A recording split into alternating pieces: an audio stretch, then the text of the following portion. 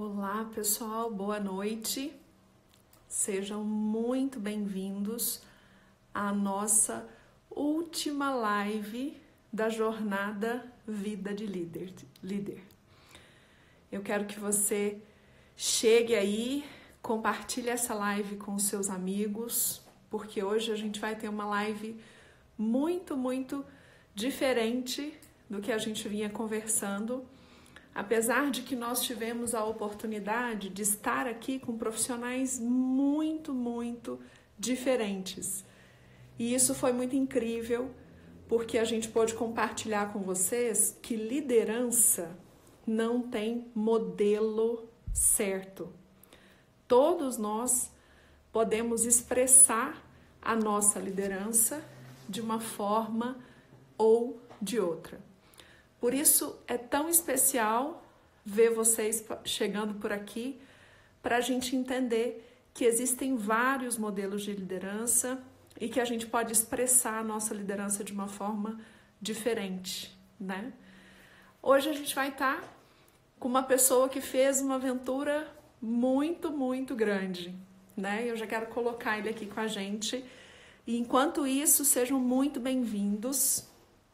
Já compartilhem a live, tá? Para a gente poder conversar com esse super profissional que vai estar compartilhando com a gente aqui algumas experiências importantes que ele teve.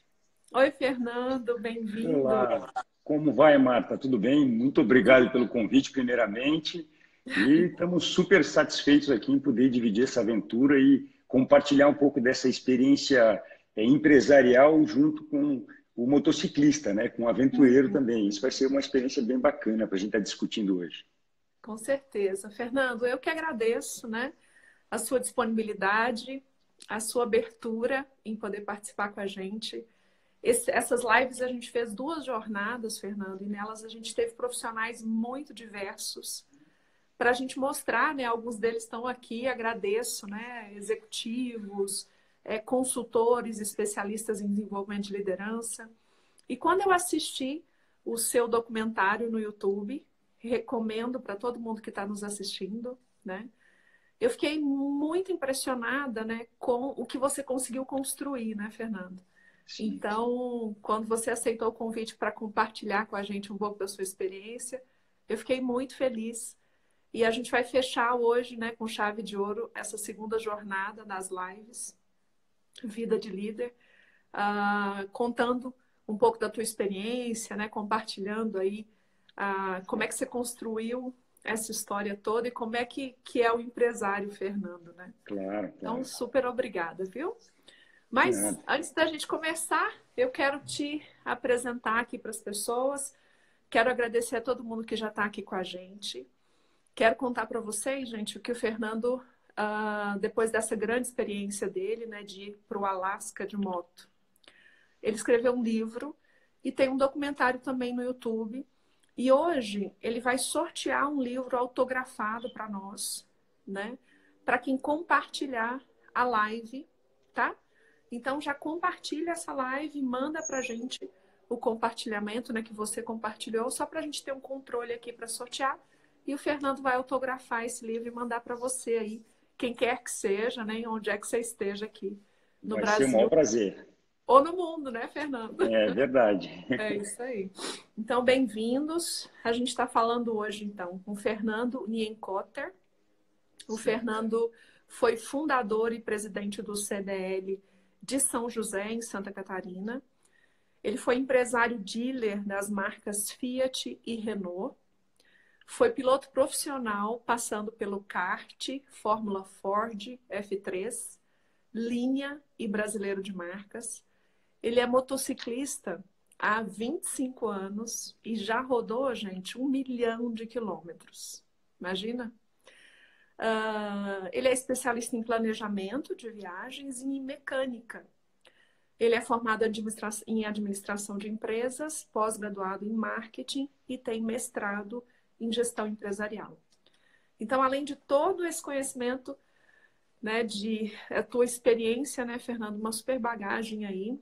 E além disso tudo, motociclista, então, expedicionário, escritor e documentarista. Então, super, super obrigada por estar aqui com a gente. E eu já quero te passar a bola, né, Fernando, te pedindo o Vamos lá. seguinte, né? Conta pra gente como é que é o seu trabalho hoje, né? Esse empresário, né, que você é Uhum. hoje. E como é que foi essa decisão de fazer uma viagem dessa, né? O Alasca de moto. Como é que foi isso? Conta um pouquinho pra gente.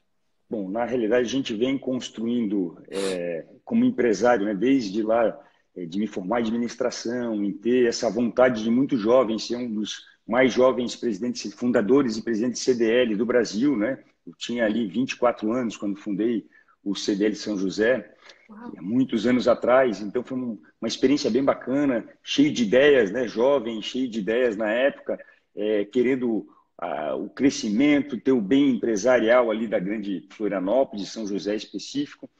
Então, desde daquela época, sendo nessa época de estudante também, participando das empresas júnior, né, fazendo consultoria em algumas empresas, então tudo isso foi dando cancha para a gente. E, em paralelo, eu fazia automobilismo, né? A paixão, um pouco antes disso, de me formar em administração, pô, fui piloto muito jovem de kart, depois a gente foi tentando outras categorias, correndo em outros países. Eu acho que tudo isso foi dando amadurecimento também para esse mundo corporativo, né? Uhum. Bom, quando entrei no mundo corporativo, a gente começou com a Renault primeiro, foi em 1996. A gente foi uma das primeiras concessionárias Renault, depois do grupo, que o grupo Caoa começou em São Paulo com as Renaults, e depois veio a Renault mesmo, mundial, a fazer a Renault do Brasil. E a gente foi uma das primeiras concessionárias. E tem histórias super interessantes, porque quando veio o presidente da Renault aqui para nomear a gente, e como é que a gente conseguiu concessão na época? Mais ou menos assim. Ele veio aqui, conheceu a gente, não, nós vamos, não sei se a gente vai te nomear, ficou meio assim. Falei, olha, o que precisa? Precisa construir uma concessionária de X metros quadrados, só que precisa inaugurar em 60 dias. Eu falei, não, eu faço em 39 dias. Aí o diretor dele falou assim, tá, mas não dá, porque eu não consigo fazer a placa. Aí o cara bateu na mesa e falou, vem cá, o cara faz uma concessionária inteira, num terreno, em 39 dias, e se você não faz a placa, e aí apertou a mão ali, a gente estava em família, né, eu, meu pai, meu irmão, e aí foi fechada a concessionária e ali sim foi feito. Inauguramos em 39 dias, foi um recorde, né, e Meu uma concessionária Deus. bastante grande. Então, ali, eu acho que ali já começou esse lado do desafio, do piloto, disso tudo misturado, em querer vencer os desafios e fazer. E a gente entrou nesse mundo de concessionárias, né, como Uhum. dealer. E dali Uhum. teve um crescimento natural. A gente tem hoje 8 lojas Renault, são 2 lojas Fiat. A gente agora está pensando em ampliar. Eu sempre penso o seguinte, que na dificuldade aparecem as oportunidades, nem sempre enxerga no horizonte as oportunidades. Está difícil, tá. Então, assim, ou tu vai te encolher para você quebrar como empresário, ou você vai olhar para o horizonte e pensar em desenvolver e em crescer. E Uhum. nesse momento tão difícil que a gente está vivendo agora no Brasil, novamente eu estou indo para o lado do investimento. Estou indo do lado do crescimento, de acreditar novamente nesse mercado. Como foi em paralelo o Fernando motociclista, né? Eu, na realidade, como empreendedor, eu comecei a fazer umas viagens nos Estados Unidos de moto. Em Uhum. 2010, teve uma situação bem interessante que eu fui com a minha esposa para os Estados Unidos e falei para ela, olha, a gente só leva uma mochila com coisas básicas, não é para levar nada. Eu Uhum. até imagina, até brinco com ela até hoje, digo assim, olha, provavelmente ela achou que ia lá, não, vamos passear, vamos fazer compras, vamos Né? trazer uma mala, né? Natural, também Deixa eu levar uma pensaria isso. malona, né, com roupas. Claro. Aí o que acontece? Justamente foi o contrário. Desembarcamos de Miami, alugamos uma moto em Miami e fomos rodando de costa a costa de Miami até Los Angeles de moto. Compramos na loja lá jaqueta, não sei o quê. Eu já andava de moto, lógico, naturalmente, mas eu não Sim. tinha. A ideia era, vou fazer umas férias diferentes. E aí começamos a rodar. E a partir disso surgiu uma oportunidade de eu ser sócio de uma empresa lá nos Estados Unidos de mototurismo. E até ano passado que eu vendi essa empresa, eu era sócio dessa empresa, fizemos mais de 30 e tantos passeios com grupos durante esses anos todos, puxei vários grupos desses, assim, acabava fazendo muita amizade corporativa, a gente levou muitas empresas, empresários. Por exemplo, um desafio de uma Rota 66 é o calor, é o espírito de equipe, então identificava quem era quem, é uma turma. Então, foi muito bacana essa experiência também que a gente teve em paralelo do motociclismo com o lado empresarial, que a gente viveu nesses 10 anos aí nos Estados Unidos viajando de moto. Bom, veio o Alasca, né, que foi um desafio maior. Eu já andava pela América do Sul todo de moto, eu sempre gostei muito desse espírito aventureiro. Minha esposa também sempre participou bastante. A gente foi para o Ushuaia junto, só nós dois de moto, curtindo, parando, conhecendo. Então, esse lado da aventura, sempre do desprendimento, eu gosto muito, até porque nessas viagens eu consigo entender mais o sentimento das pessoas. Eu tô lá, por exemplo, no Ushuaia. Puta, qual é a expectativa daquelas pessoas? O que eles querem alcançar? Qual é o objetivo de vida? Morar num lugar frio? Então, assim, a gente acaba... E quando tu vai desprovido, lá eu não sou o Fernando empresário, lá eu sou o Fernando motociclista. Então, eu estou exposto de uma maneira que eu aprendo também muito mais, né? E tu chega no posto de gasolina, as pessoas querem saber tua história, querer estar compartilhando contigo, onde é que você vai, onde é que é a viagem. Então, isso é muito gostoso, né? E aí, durante esses tempos, eu fui, vendo da administração, sempre desenvolvendo um planejamento de viagens para moto. E isso gerou eu fazendo um curso, ministrando um curso que eu fiz, mais ou menos formei uns 100 motociclistas, de uma técnica, o que levar, o que precisava de recursos, como planejar, como organizar GPS, como eu vim do automobilismo. É uma história, né, Fernando? Eu sabia mecânica, então, puta, como é que fura um pneu, como é que faz sozinho, como é que, sem pedir ajuda, que ferramental precisa levar. Então, a gente foi desenvolvendo uma técnica para que isso acontecesse, né? Mas eu acho que a grande verdade é desse aspecto aí de influenciar as pessoas para ir e ter uma liderança, porque para uma viagem para o Alasca, se não tiver uma autoconfiança e uma liderança, você não consegue chegar no destino. Por todas as adversidades que a gente vive durante o percurso. Então, assim, primeira coisa, identificar quem quer ir. Eu acho que essa é a primeira dificuldade, né? Quem é o maluco que quer ir da... Conseguiu montar essa equipe, né? Eu fiquei pensando, bom, vamos ali para o Alasca de moto. Exatamente. Não é um negócio simples, né? Como é que então, foi assim, isso? Eu imagino que você tenha, né, Fernando, pelo que você está dizendo. Desculpa te interromper, mas pelo que você está falando, né? Você tem uma super bagagem, né? Não é também da noite para o dia. Claro. E é lógico que quem quer fazer isso, né? Vale a pena buscar bastante conhecimento, né, Fernando? A gente viu que vocês passaram lá. O documentário é incrível, né? A gente viu que vocês passaram por vários desafios, até as questões das aduanas, né? As problemáticas. Muito sério. Que vocês enfrentaram, né? Agora eu fico pensando assim, que características que você percebeu em você, assim, que te fizeram influenciar as pessoas para comprarem esse projeto, né? Para irem com você, assim. Na realidade, foi assim. Em 2015, eu fui ao Ushuaia com a minha esposa e na fronteira do Brasil com o Uruguai, em Santana do Livramento, eu estou saindo da fronteira, de repente chega uma pessoa para mim, Fernando, pô, eu te conheço nas redes sociais, não sei o quê, vamos fazer esse trecho junto? Eu estava com um capacete, eu não sabia quem era. E aí era o Dalton, que está na viagem comigo do Alasca. Que tá aí a gente se conheceu na fronteira em 2015.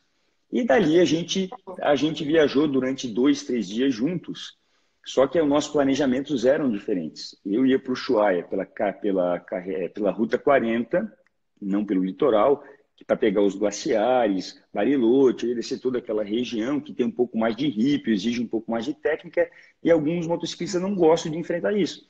Mas eu queria pegar esses lugares difíceis, conhecer as pessoas, e ele queria fazer o contrário, ele queria ir pelo litoral e voltar pela 40. Então, depois de 2, 3 dias, a gente se separou naturalmente. E chegando lá na placa do Ushuaia, lá no Parque Lavacaia, no Terra de Fogo, né? Chegou lá, tinha uma placa e que dizia assim, Alasca, 17.848 quilômetros. Claro que em linha reta para o GPS, né? Eu olhei aquela placa, olhei para minha esposa e falei, olha, esse é meu próximo desafio. Eu vou me preparar, eu vou correr de ponta a ponta as Américas. Ela já queria me matar, né? Imagino, né? Aí, o que aconteceu? Claro que não foi da noite para o dia. Claro. Então, olha uma placazinha e falo, vou ali. Não foi bem assim, né?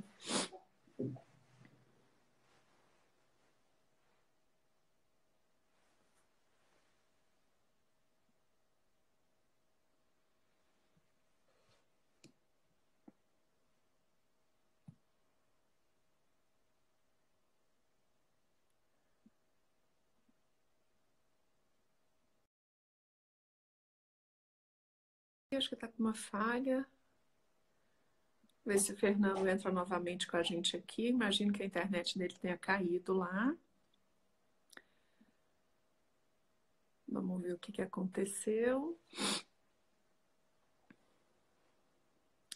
Pessoal, só reforçando aqui, você que está aqui conosco. Opa, desculpa, mas voltamos. Mas não foi Imagina, internet não, caiu. Foi uma falha do sistema mesmo aí, sem problema. Vamos até voltar olhei lá. aqui se era a minha, mas tá tudo certo. Não, a minha também deu. Mas enfim, eu estava te contando. Então eu vi a placa e aí retornei naturalmente lá do Ushuaia a Florianópolis, mais 7, 8, 10 dias de viagem para voltar e fiquei com esse negócio na cabeça. Quando cheguei aqui, passando, sei lá, uns 10, 15 dias, eu fiquei com o telefone do Dalton e falei, Dalton, tu falou que qualquer dia tu queres fazer uma viagem longa comigo, né?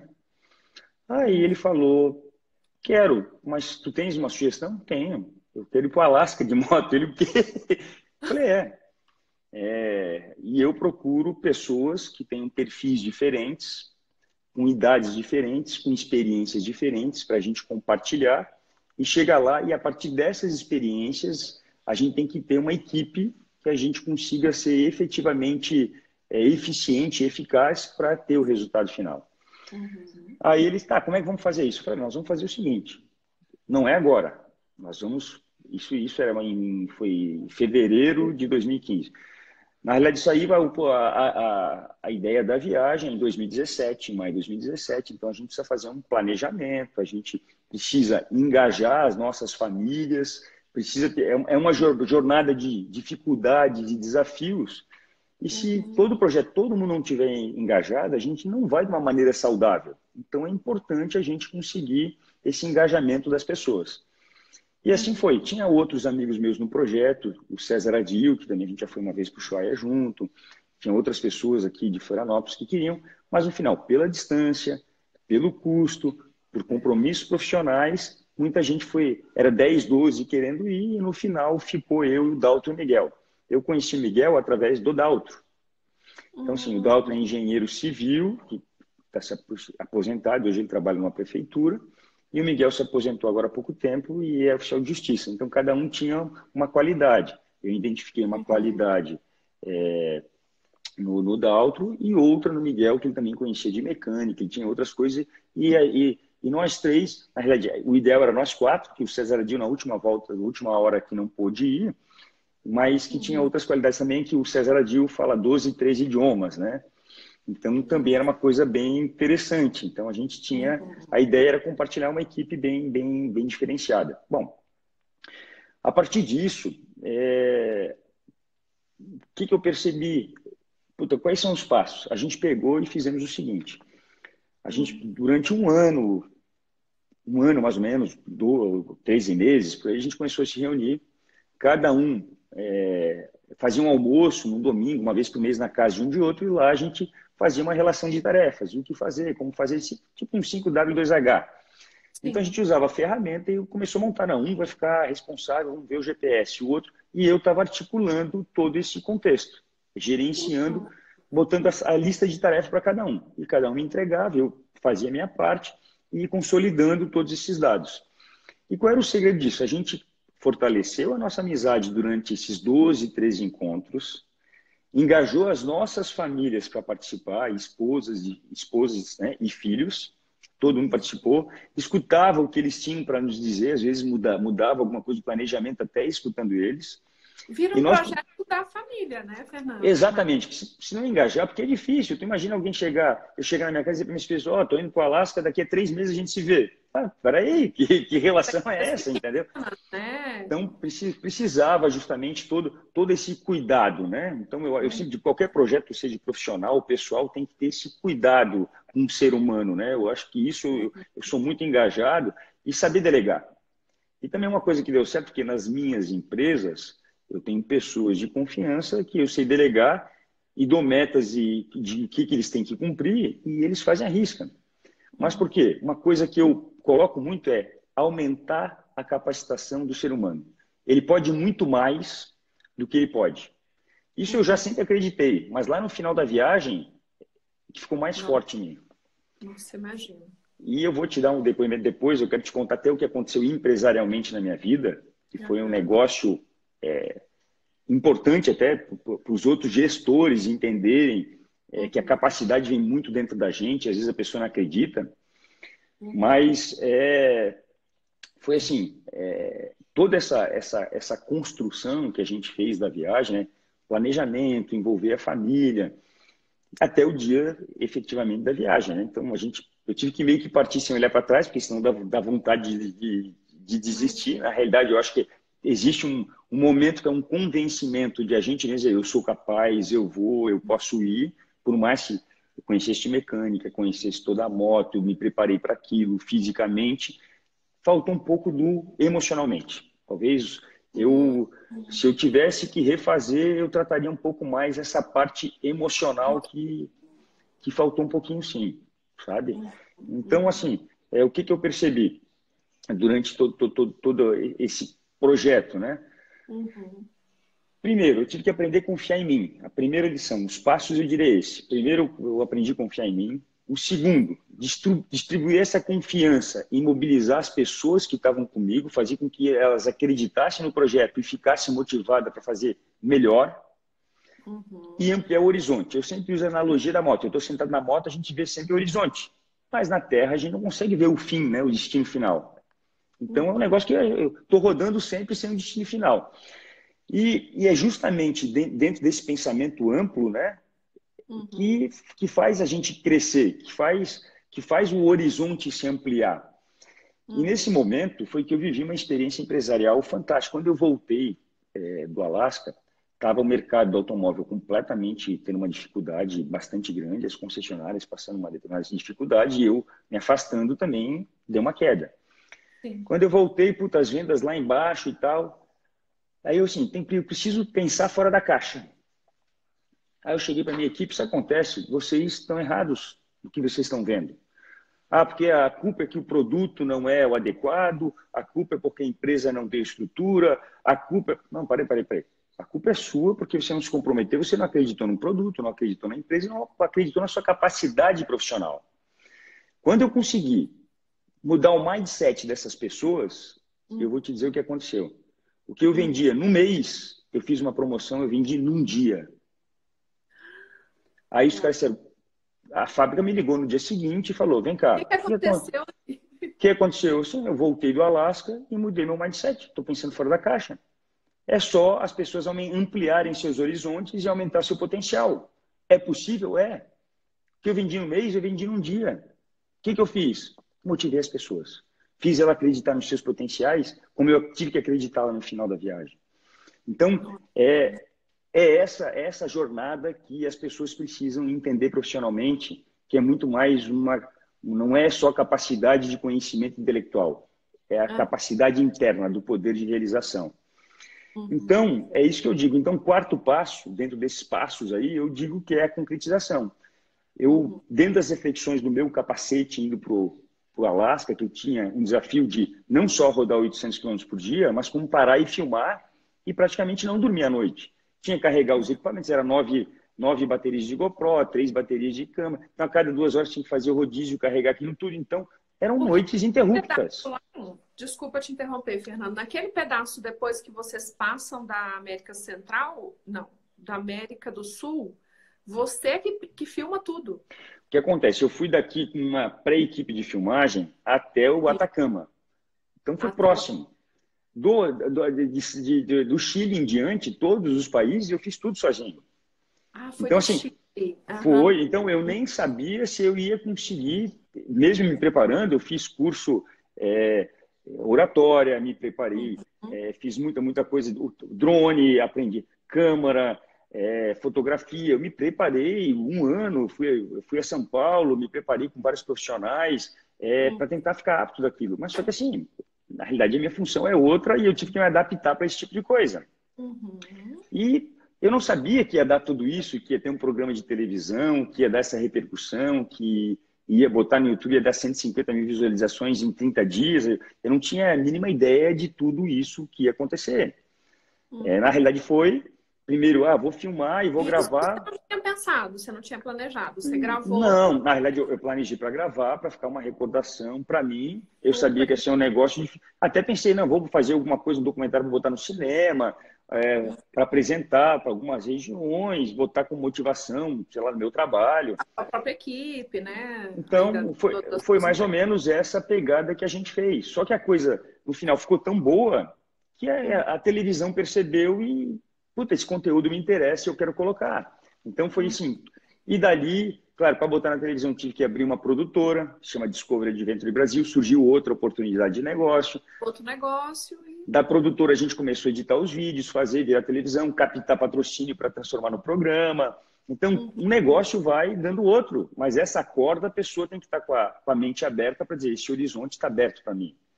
Então, o que eu faço hoje? Uma plataforma de negócios que o negócio vai juntando no outro e vai dando resultado. Então, o motociclista, eu tenho a plataforma Fernando Nienkotter, que é o motociclista, que é o cara que está ali na moto, que está ali com todo aquele desempenho ali mas tem outra empresa que faz as gravações, tem uma que capta patrocínio, tem outra que é das redes sociais. Então, assim, tem toda uma estrutura para que isso dê certo, né? Tem um suporte para poder tudo isso funcionar de uma maneira. Então, concretizar, que eu digo que é dentro dos 4 passos, né? Então, primeiro passo, confiar em mim.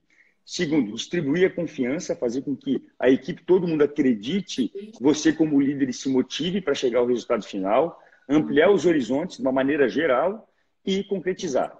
Porque a concretização, assim, realmente o momento da realização profissional, é fazer o foco da confiança no trabalho. O que é a realização? É trazer a ação para o real. Realização. Então é isso, gente. A gente tem que trazer essa ação para o real. E às vezes as pessoas não estão prontas, abertas, de peito aberto para realmente trazer essas coisas, né? Essa ação para o real. Uhum. Ô, Fernando, e você está falando coisas tão importantes aí, assim, não tem nem meia hora que a gente está conversando, né? Porque quando você fala da quantidade de coisas que você faz, da quantidade de aprendizados que você teve, né? E quando você fala, poxa, mas quando eu voltei do Alasca, né? As minhas empresas no momento de desafio, eu mexo com a equipe e aumento a capacidade do ser humano, né? Eu acho isso que você está falando agora, para esse momento, nós estamos há mais de 100 dias, né? Nesse momento que a gente entrou aí em função do Covid, né? Enfim, e com todos os impactos que a gente vem enxergando. E eu adorei quando você fala, nem sempre a gente enxerga a oportunidade no horizonte. Exatamente, é isso aí. Incrível isso, cara, porque eu que sou coach, né? Muitas vezes eu provoco o meu cliente a falar, cara, não é por aí, você não tá vendo a coisa, né? E às vezes a gente não tá vendo mesmo, mas a gente não pode se paralisar, né? É isso que eu te falei, da minha equipe de vendas, esse é o exemplo de dizer, eu cheguei, ficou claro para mim da minha viagem do Alasca quando eu cheguei, que eu vi a equipe de vendas, não estava acreditando no produto, não acreditava na empresa, não acreditava no potencial. Quando eu peguei, mostrei essa parte final do meu filme lá, que está no YouTube, que aparece eu lá no meio da Dalton Highway, superando uma série de medos, coisas internas minhas. Quando eu saltei na moto e que eu venci aquilo tudo, eu falei, meu Deus, eu não sabia que o ser humano é tão capaz e que eu, Fernando, era capaz de superar tudo aquilo sozinho.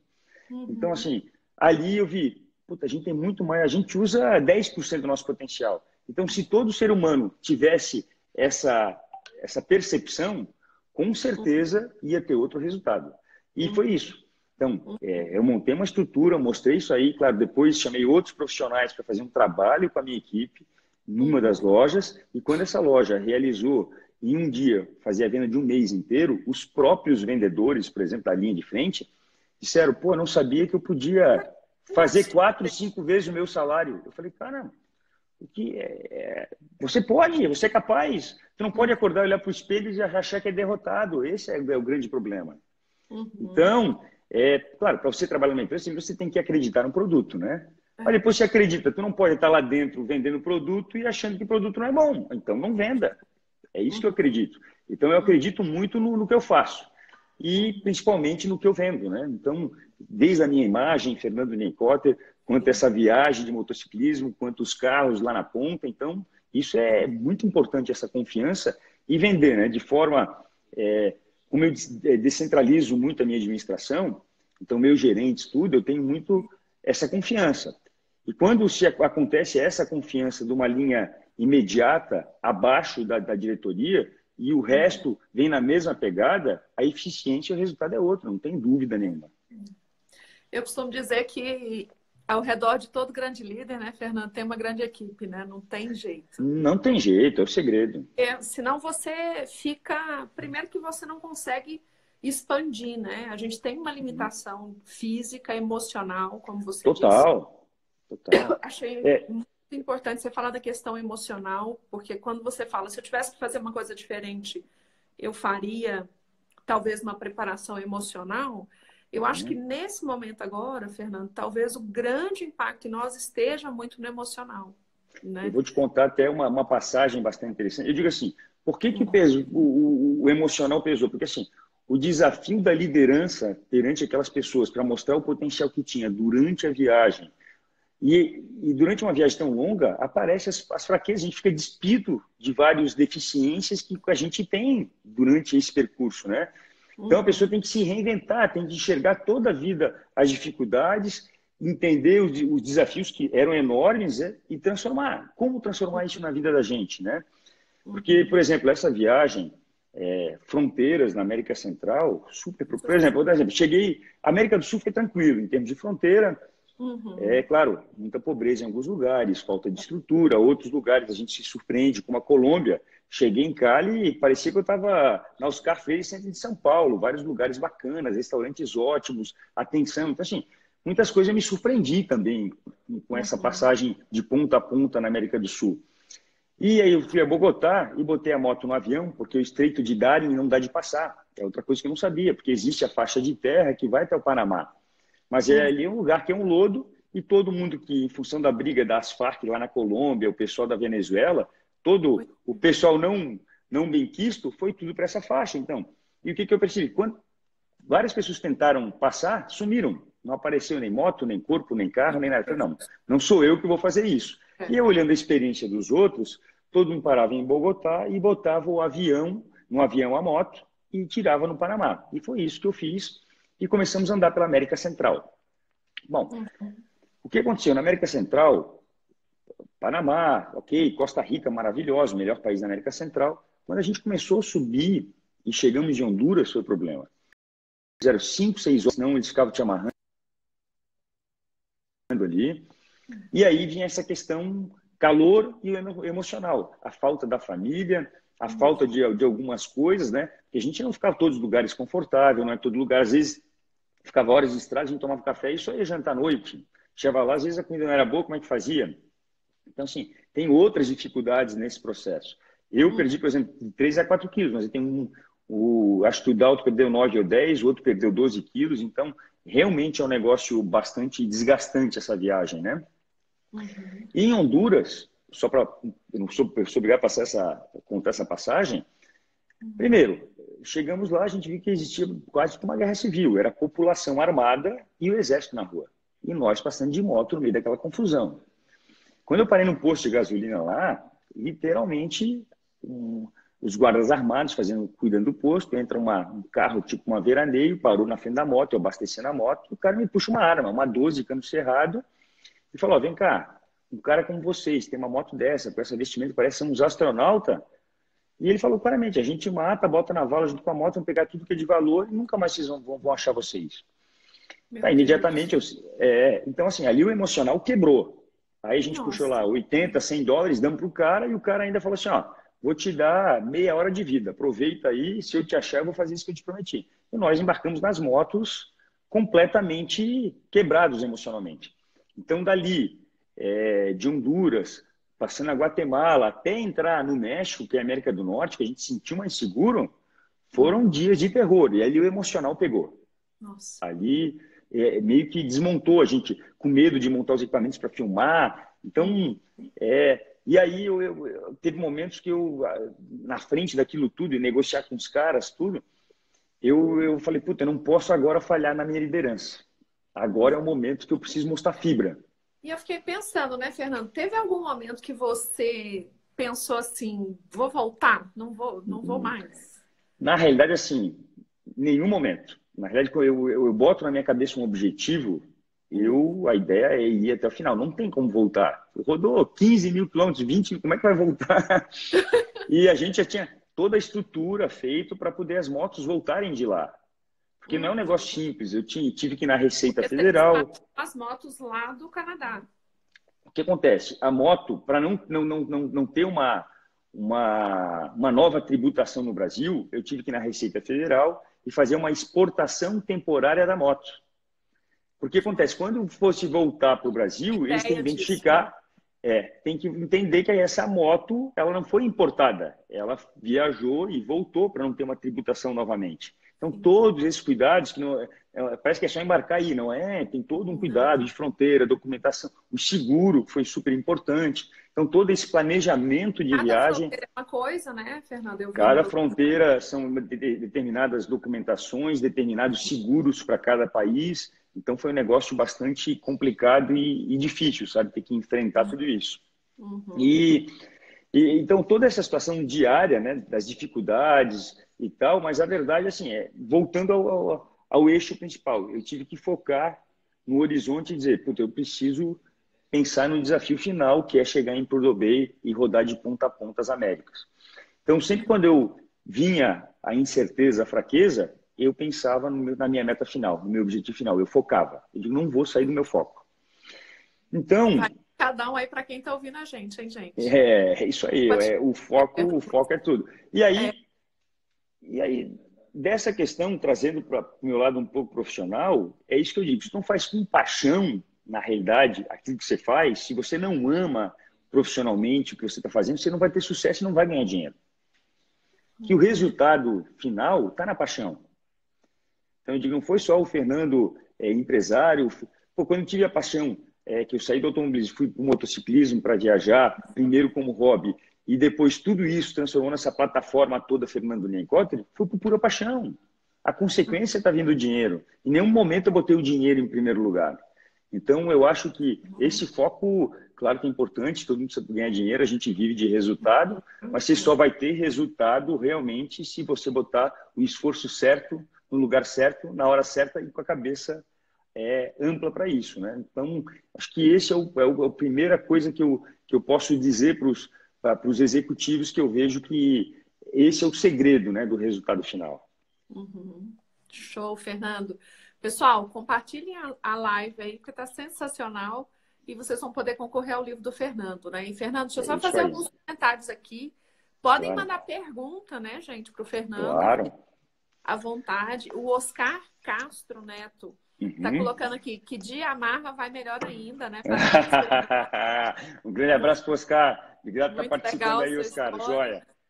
Ó, aqui, ó, só para mostrar aqui, ó, esse é o livro que o pessoal está concorrendo, é um livro, tem um formato maior, tá? É um formato assim, a minha ideia na hora de fazer a programação desse livro aqui, a diagramação dele, são folhas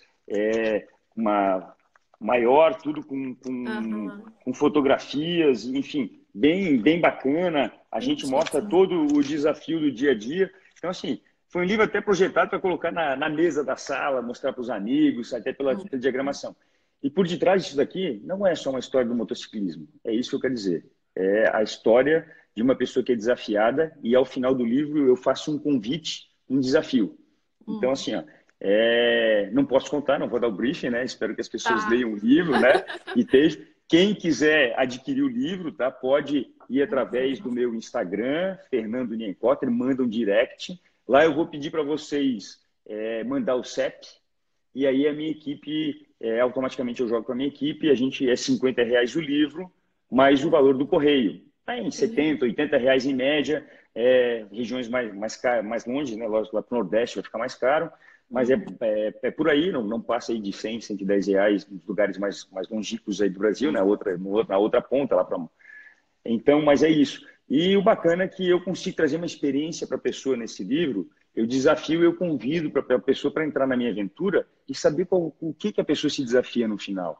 Então, assim, é interessante porque eu faço esse lado também emocional. Vai ser legal quem é motociclista, porque vê a história, mas quem gestor de recursos humanos, quem quer desse lado pessoal também vai ter o desafio no final da história, que é bacana.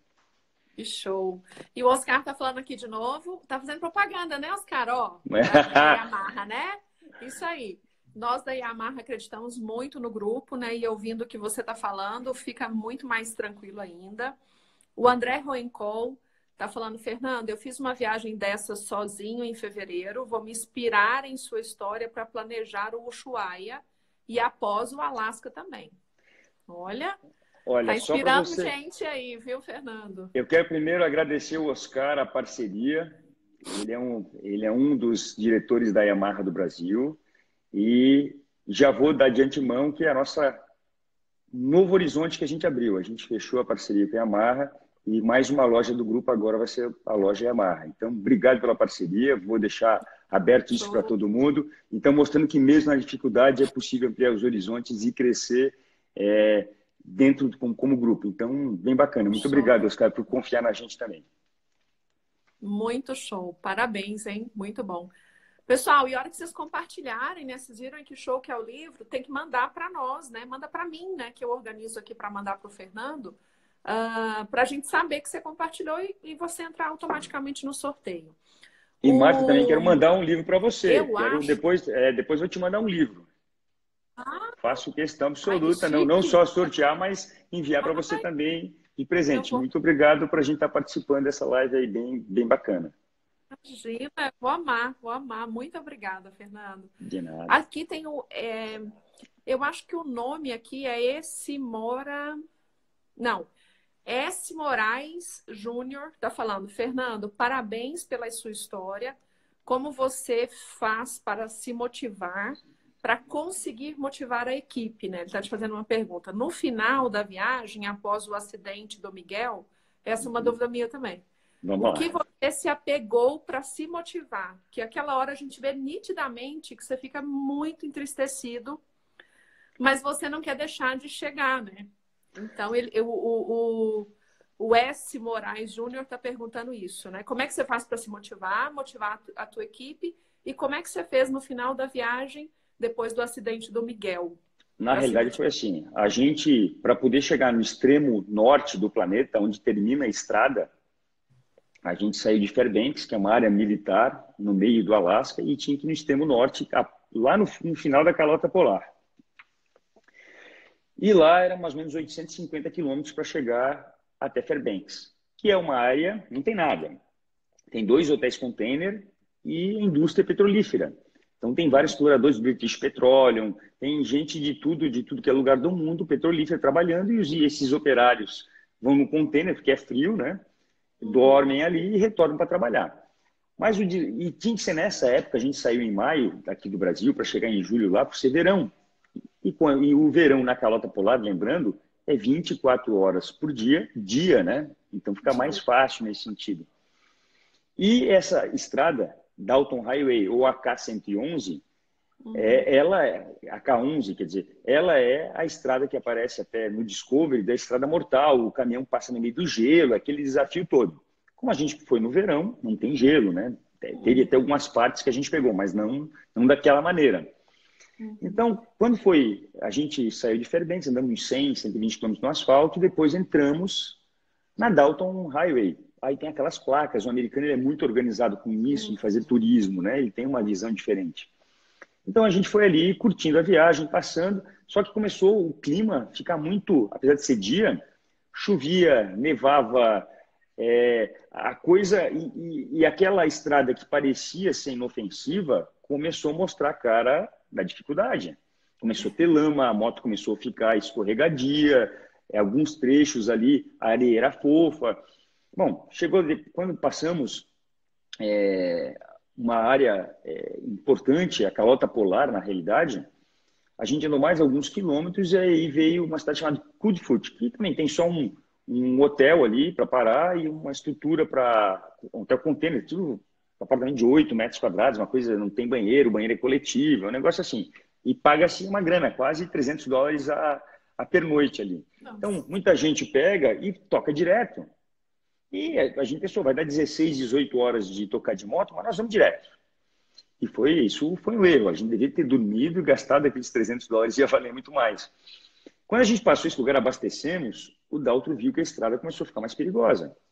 E aí ele falou, olha, eu estava na frente, de repente os dois sumiram de trás de mim, eu parei, fiquei uma meia hora parado, aí veio o Miguel, Fernando, o Daltro tomou a decisão que ele está achando que está muito perigoso, ele não quer botar em risco a vida dele, aqui é um lugar selvagem, não tem nada, ele vai ficar no hotel lá. Você quer continuar ou você quer voltar? Eu falei, olha, a gente é uma equipe, mas como todo bom líder, eu vou até o final. Eu não andei 25 mil quilômetros, faltando agora 400 quilômetros para o final, eu vou desistir. Não vou desistir. Você quer vir comigo ou você quer voltar com ele? Não, eu vou com você. Então venha. E aí a gente foi. Então ali os desafios começaram a ser maiores, porque aí começou a ter momentos ali da estrada ficar muito perigosa. Tu via animais selvagens ali no canto, urso e não sei o quê, então tu vinha com aquele negócio, se eu cair não tem ninguém que me proteger. Então começou a ter esse lado também. E os caminhões andavam um atrás do outro, às vezes a 150 por hora, levando suprimentos lá para Prudhoe Bay, e vinha pedras grandes que a gente ia botar no acostamento e para o lado para não ser atingido. Então tinha outros fatores também que eram um risco naquela estrada. E quando a gente faltava ali 150 milhas para chegar, eu parei numa placa de stop de obra, que lá eles não conseguem botar asfalto, porque quando fica menos 40, menos 50 graus, o asfalto racha. Então eles botam uma placa tipo de amianto, coisa do gênero, grande, fechando toda a estrada, e botam terra por cima e vão compactando. E ao lado vai ficando cada vez mais alto a estrada da lateral. Aí eu perguntei, mas por quê? É perigoso isso, né? Os caras, não, é perigoso agora no verão, mas no inverno, que é a maior parte do tempo, se um caminhoneiro cai, ele vai cair na neve que é fofa e não vai se machucar. É uma forma de... Aí eu comecei a entender a dinâmica deles. E esse tipo de amianto evita, por mais tempo, a estrada não estar congelada. Então, a gente foi aprendendo com isso, e aí a pessoa, essa placa de stop, falou para mim assim, Fernando, vai ter 3 trechos, um mais ou menos de 10, 12 milhas, um de 15 milhas e o último de 18 milhas. E o nível é fácil, médio e difícil. E quando chegou, passamos o primeiro, ok? Quando chegamos no segundo, tinha uma fila, mandaram nós de moto ir para frente e tinha um carro madrinha, que a gente tinha que seguir. Só que ele ia devagar, 30 milhas, sei lá, uma coisa, 35 milhas. Só que eles tinham acabado de botar essa terra e esse amianto, estava super fofo. Eu fui logo imediatamente atrás. A moto não tinha velocidade de tração.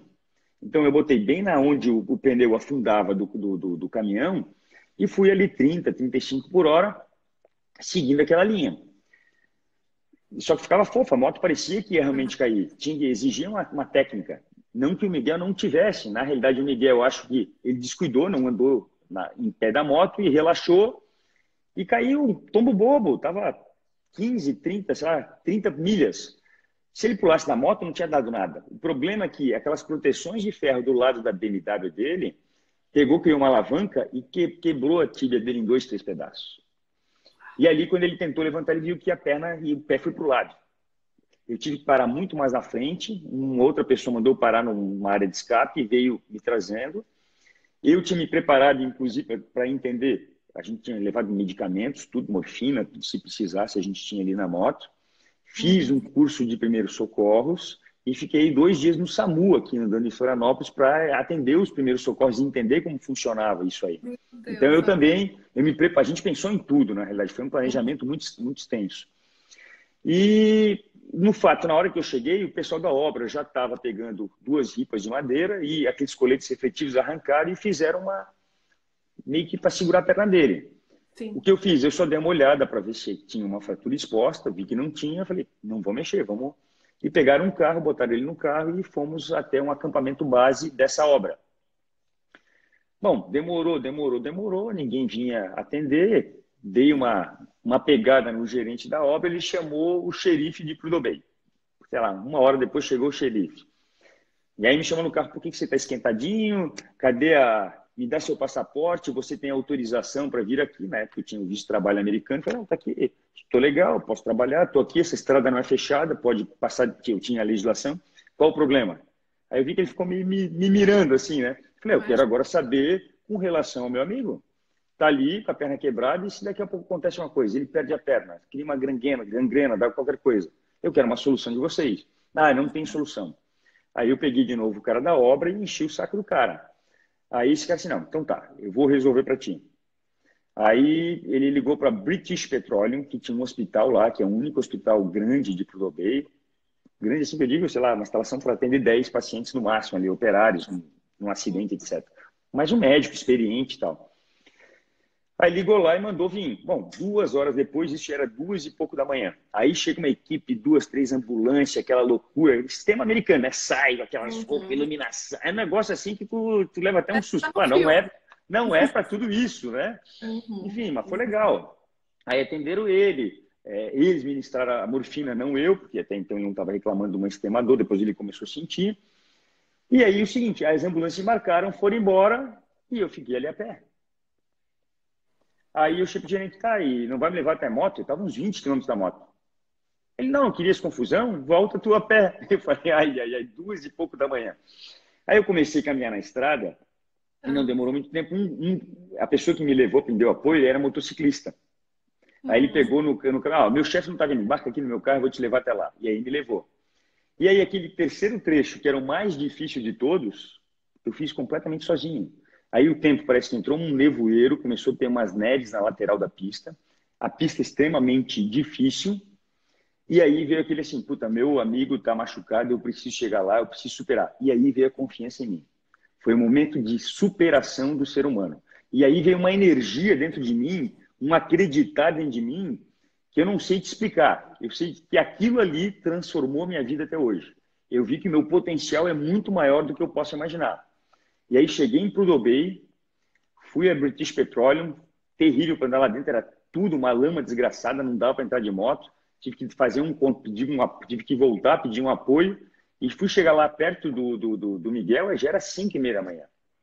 E cheguei lá, tive que tratar questão de seguro dele. Depois que apresentou o seguro, que eles viram que realmente tinha cobertura... Burocracia louca que você teve que mexer. Né? Aí, assim, aí a coisa andou. Aí, quando viram que tinha, chama avião. Puta, já veio o avião, UTI móvel, já 8 horas da manhã já foi removido para Anchorage, já botaram a melhor clínica, já fizeram a cirurgia. Então, assim, eu estava voltando, ele já estava já se desenrolando. E teve realmente um apoio de uma, por incrível como a vida conspira, né? Quando ele chegou lá em Anchorage, tinha uma moça que era casada com um médico lá, e que ela era da mesma cidade do Dalto Miguel, que eles são de Itapema, aqui próximo a Florianópolis. Olha só. E como eles não falavam inglês, eles dependiam de mim, ela foi lá e fez toda a tradução, e até eu chegar, ela desenrolou. E eu fui dormir, basicamente, para se entender, às 7 horas da manhã, e o xerife me intimou que eu tinha que sair 9 horas da manhã de Prudhoe Bay. Então, eu tive mais ou menos 1 hora e meia de sono, abasteci a moto, ele me acompanhou até fora da jurisdição dele, mais ou menos uns 30, 40 quilômetros, só ligou lá o giroflex, deu o tchauzinho, e dali para frente, eu me lembro um dia extremamente chuvoso, eu sozinho, e com a missão de voltar para encontrar o Daltro e contar ainda para ele tudo isso que tinha acontecido. E aí passar de novo esses três trechos difíceis. Eu me lembro que era um domingo, então não tinha ninguém nem trabalhando, estava tudo ali. Eu me lembro de muitos animais na pista. A preocupação, até, puta, se eu caio aqui, não consigo levantar a moto, vem um urso, não tem o que fazer, não tem como correr. Então, assim, esse tipo de coisa, e aí veio essa questão da automotivação.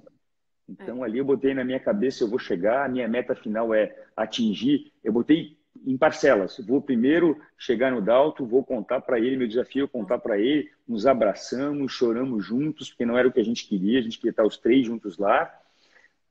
Eu dei força para ele e ele para mim. E aí tive que voltar em Fairbanks, dormir em Fairbanks para pegar as coisas do Miguel, porque a gente tinha tirado as coisas e deixado no hotel para ficar mais leve as motos, né? Para enfrentar esse desafio. Então tive que pegar as coisas do Miguel e botar na minha moto ainda, ficou enorme a moto, né? Teve que carregar. E aí, no outro dia, no final do dia, a gente chegou em Anchorage para poder dar entrada no hotel e procurar o Miguel no hospital e dar todo aquele suporte que precisava para desenrolar toda essa parte médica, né? Uhum. Então, eu acho que tudo que mais me motivou foi essa questão de eu manter o foco no resultado final que eu queria. Se eu tivesse perdido o foco, eu não tinha atingido o resultado que no final da viagem. Eu não digo desistido, mas poderia ter acontecido pior ali se eu não tivesse a autoconfiança, que é um daqueles 4 passos que eu falei, né? E o foco no objetivo final, né, Fernando, É faz toda a fundamental. diferença, né? A Divina Alves está falando aqui, ó, que case, né? Ela é lá de Minas Gerais. O Denis, eu acho que é Denis FLR, né? Ele fala que conheceu você pessoalmente em Uhum. Curitiba, no stand da Certo. Triumph, e Certo. ele comprou o seu livro. E foi um papo super bacana, foi ótimo. Ele falou que você é um cara com muitas condições, mas muito simples. Tá te dando parabéns. O Marcelo Janquiel tá falando aqui que a Obrigado, muito história é obrigado. bacana. Bom, o pessoal tá falando aqui que, inclusive o Denis está falando que amou o livro, né? Show de papo, muito bom. Isso aí. O pessoal tá colocando aqui, puxa vida, tem muita, muita coisa. Pessoal, infelizmente a gente só tem 5 minutos, Fernando. Verdade. Eu Ah, meu sei. Deus, parece que voou, né? Vou. Hoje foi Papo muito muito rápido. gostoso, maravilhoso. Eu vou ler aqui rapidinho, porque aqui, ó, o Claro. Macatebe, eu não sei como é que é o nome, mas ele fala, Fernando, vocês chegaram a acampar, o Denis colocou o quê? 150 quilômetros, o caminhão, né? Ele falou que você falou, o caminhão estava 150 quilômetros, ele está Quilômetros por hora. É verdade. por hora, é verdade. O Chico Guimarães está te dando boa noite. Boa Bom, noite, pessoal, Chico. super agradecendo, falando do foco, falando que foi uma jornada incrível de muita autossuperação. A Divina está falando que quer o livro. Então, se você Opa. quer concorrer, né, compartilha a live, mas Claro, você pode lógico. comprar o livro aí do Fernando, né? Fernando, a gente só tem 4 minutinhos, acho que um pouquinho menos do que isso, porque eu entrei Vamos um lá. pouquinho antes. Uhum. Mas eu queria que você fechasse assim. O que é seu recado final, né, para os líderes que estão nesse momento, não só líderes, né, mas as pessoas que estão revisitando suas carreiras, quem foi talvez até demitido nesse momento, né? O Uhum. que seria o seu grande recado? E eu já diria, gente, assistam no YouTube o documentário que é muito aprendizado, muito, muito importante. Eu vou dizer assim, primeiro, na hora de revisar sua carreira profissional e pensar em que você pode realmente atingir de resultado, não se sinta nunca derrotado. Sempre olhe o seu lado positivo, os seus pontos fortes, nunca os pontos fracos. E enxergue nas dificuldades as oportunidades. Se você tiver essa matriz de foco, você vai ter resultado. Muita gente quer chegar para pedir um emprego, por exemplo, um gerente comercial, um diretor, mas já chega assim, sabe, a postura já não chega de uma pessoa que vende confiança. Então, assim, é muito importante a postura corporal já entrega muita gente, né? Então, essa postura corporal, esse acreditar em você, se reinventar, e no mundo hoje, como está tão competitivo, o importante também é a gente sempre em busca de aprimoramento. Então, tem gente que acha, se formou há 30 anos atrás, não preciso fazer mais nada, eu já conheço. Gente, em um ano, a gestão mudou. Eu, quando me formei lá, há 20 anos atrás de administração, 20 e tantos anos atrás, era uma gestão. Hoje eu tive que correr atrás porque mudou. A coisa acelerou. Outros canais de vendas, tudo mudou. E se a gente não está antenado em tudo isso que está acontecendo, outro vai lá e toma o nosso lugar. A verdade é essa, né? Eu coloco não só emprego, mas também a questão, o dinheiro é volátil no mundo, né? A questão é a seguinte, quem é que vai conseguir atingir e ganhar mais esse dinheiro? É quem tiver mais competência, quem tiver mais visão, quem for mais ousado. E às vezes as pessoas não querem ser ousadas, querem ficar no comodismo. E comodismo, se imagina se eu ficasse acomodado no sofá da minha casa, eu jamais teria feito essa jornada, esse desafio e ter ido até o Alasca. Então, eu podia muito bem estar super acomodado, estar no meu lugar, estar como empresário. Não, eu quis enfrentar, correr risco de morte, correr tudo isso, mas tendo um objetivo final e que foi muito mais do que a verdade não é o objetivo final, é a jornada que me transformou. Tudo aquilo que eu vivi, as dificuldades. Em quem você se transforma depois da jornada, né, Fernando? Incrível. E isso Fernando, acontece no mundo corporativo também, né, Marta? Demais, né? Muita gente falando aqui que precisa de ter uma segunda live, né? Opa, estamos à disposição. Quem sabe a gente pensa até numa live pelo YouTube, né? Porque Pode aí a gente ser, não tem essa questão do tempo, depois a gente pode conversar. Muita sem gente dando problemas. aqui perguntando já da segunda parte, que bacana.